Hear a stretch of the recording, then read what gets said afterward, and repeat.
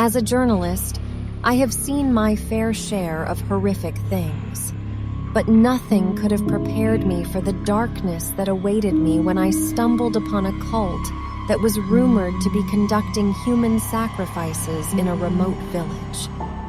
At first, I didn't believe the rumors. It all sounded like a myth. But as I delved deeper into the story, I began to uncover a web of secrets and lies that shook me to my core. I spent weeks tracking down leads and interviewing witnesses, and every step of the way, I felt like I was being watched. I couldn't shake the feeling that someone was following me, always lurking in the shadows. Finally, I got a break.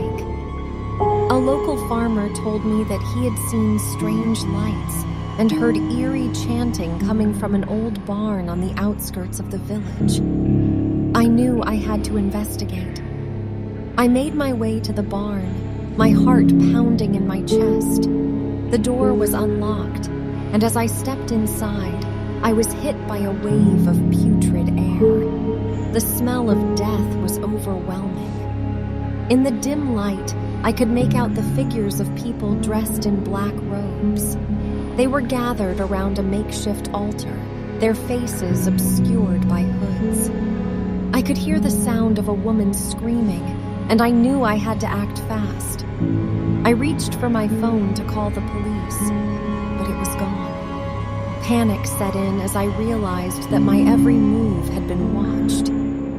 Suddenly, the chanting stopped, and the cultists turned to face me. Their eyes glowed with an otherworldly light, and I knew then that I was in grave danger.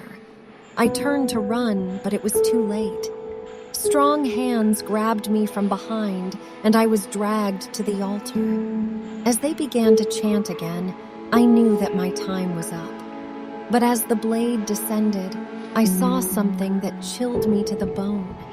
The cultists' eyes had turned black, and a sinister smile crossed their lips. That's all I remember before everything went dark. Now I sit here, in this cold and dark place, waiting for whatever fate has in store for me. I can hear their whispers, the cultists, as they prepare for their next sacrifice. And I fear that my time may be running